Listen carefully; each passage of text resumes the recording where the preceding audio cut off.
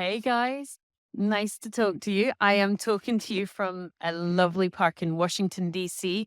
Right up ahead of me is the Capitol. And I'm off for a nice tour of Georgetown later on for food. But that is not what you're here today for. We're going to be talking about how do you finance a flip. So first, let me say hi. My name's Susannah Cole. If you are one of my regulars, well, fabulous that you've come back. Well done, and congratulations for your commitment. If you are brand new, you've just discovered this channel, you got a bit of a treat in store for you because everything's divided into playlists. So flipping is your thing. Have a look at the flipping playlist. If you want to find how to source discounted deals, obviously have a look at the discounted deals playlist. Maybe you don't have enough money to get started, investors. I run this YouTube channel and I also run the goodpropertycompany.co.uk, which is a brilliant website for you guys based on the experience we had as the Good Property Company sourcing over £45 million worth of property for an agreed purchase price of 30 million quid. So kind of pretty experienced in property. And these days I've got a major property portfolio. I live in Bristol and Barcelona and I do a lot of traveling, hence Washington. It's almost Thanksgiving and I'm going to go and see my sister in Brooklyn. And that's why I'm doing like Washington, Philadelphia, New York, and then Brooklyn. So back to the question. How do you finance a flip? There's a couple of different ways. You might start off with cash.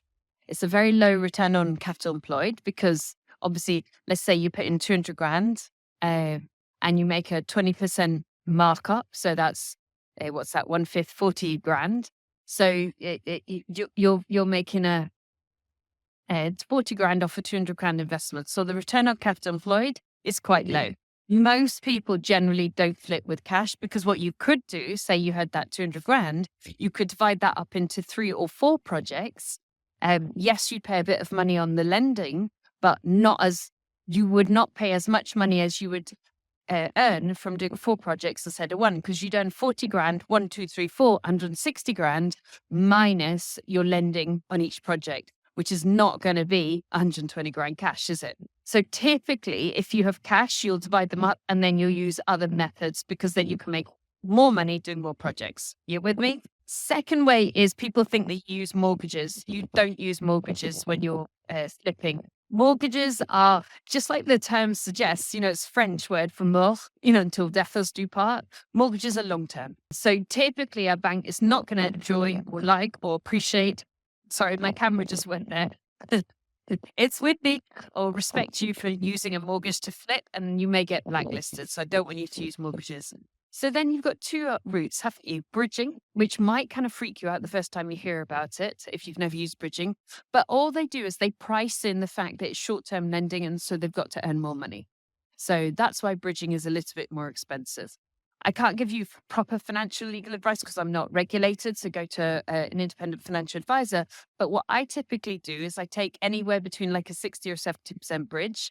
I will take it for 9 months and above, sometimes 18 months, but there's absolutely no way I'm actually going to hold the bridge for 18 months.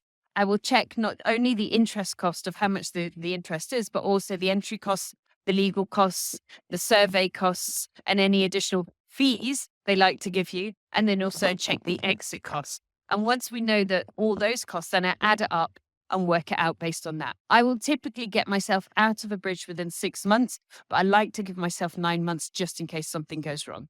So bridging is one route to go. And the other one is JV partners. I did an awful lot of flips with JV partners. And how that tends to work is, let's say I'm your JV partner. I got the cash. I want to just like chill out here in Washington. I don't want to do any work. So you do all the work. You find the deal. You manage the deal. You find the builder. You manage the sale. And you manage the admin.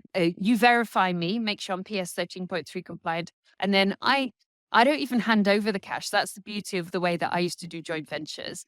All I do is I buy the property in my name. We have a legal agreement between the two of us. And by the way, you can get those legal agreements on my website. Mine cost me £2,000, but you can download it from my website. So just to move you further forward. And then what you do is you put a restriction. So an additional piece of legal protection for yourself across the house so that I can't be really naughty. Not that personally I ever would, but some people try it on and sell the house and not give you the money. So from the investor's point of view, which is me in this case, it doesn't feel too scary because I own the house. From your point of view, it doesn't feel too scary because you've got a legal agreement and you've got a restriction on the property, so I can't sell it from under your feet. The only bit that would feel ever so minorly scary from the investor's point of view is I always insisted that the entire amount of the refurb got transferred in one. Why? I didn't used to, but then of course I did so many joint ventures that, we did experience a little tiny bit of investor bad behavior. Generally, investors are brilliant, by the way. Don't get worried about this. And what a couple of investors would do would be like, oh, I'm so sorry, I've run out of money. Well, the refurb stops, but of course you can't really stop the refurb because you're paying the builder, and that's somebody who's got, family. So I learned after a couple of little naughty investors doing that I wouldn't start a refurb unless I had all the money. So just to keep it clean and simple. And I actually explained it to people in that way. So there you go. How do you fund a flip? You might want to do cash, but you've got a low return on capital employed. You definitely don't want to do a mortgage.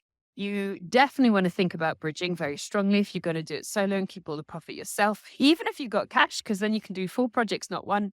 And you almost certainly, again, even if you've got cash, because it means you can do even more projects, want to think about joint venturing and making sure they're compliant with your JV partners, private investors. There you go. 3 routes. If you haven't got cash, you're down to 2 routes. But guys, that's how I did it. So if I can do it, 100% you can do it. Now, I got flipping packs. I got 60-day flipping academies. I got other brilliant things for you to download from my website, thegoodpropertycompany.co.uk. And remember to go on there and have a good peruse round, because I've spent a lot of time making that website, like kind of all the education I wished I had when I was starting out on property. And so I've created it for you if you're starting out, or even if you're actually quite an experienced property investor. It really is quite in-depth education for you guys. So you can download it straight away. Also, remember to like and subscribe, because then you get all these important videos. And have a look at the YouTube. It divided into playlists to keep it super easy for you when you're looking for the right video to solve your particular property problem. Right, I'm off to go and meander around a place called Georgetown today. I've been around the National Library. I've been around Congress. I've looked at the Supreme Court. I've gone around Howard University, seen where Duke Wellington used to live. I've cycled down the Potomac River, down to George Washington's estate, which was fascinating. And I've done a moonlight tour of all the monuments, like the Vietnamese monument, the Korean War monument, World War I, World War II. Oh my word. And the most compelling thing for me was I saw the exact spot where Martin Luther King gave his I Have a Dream speech. I mean, because it's actually engraved. So I went to see the Martin Luther King memorial as well, but the exact spot. So, okay, there would have been thousands of people there, but you could stand on that spot and see what he saw. So I'm kind of loving the fascinating American history of Washington. But in the meantime, you've got work to do. So like, subscribe, check out the website, and most importantly, crack on with property. It's good for you. Good luck. Bye. Costings for a buy to sell. Get it wrong, lose money. Get it right, make a shed load. Free checklist. Go grab it now. Click on the link, download it.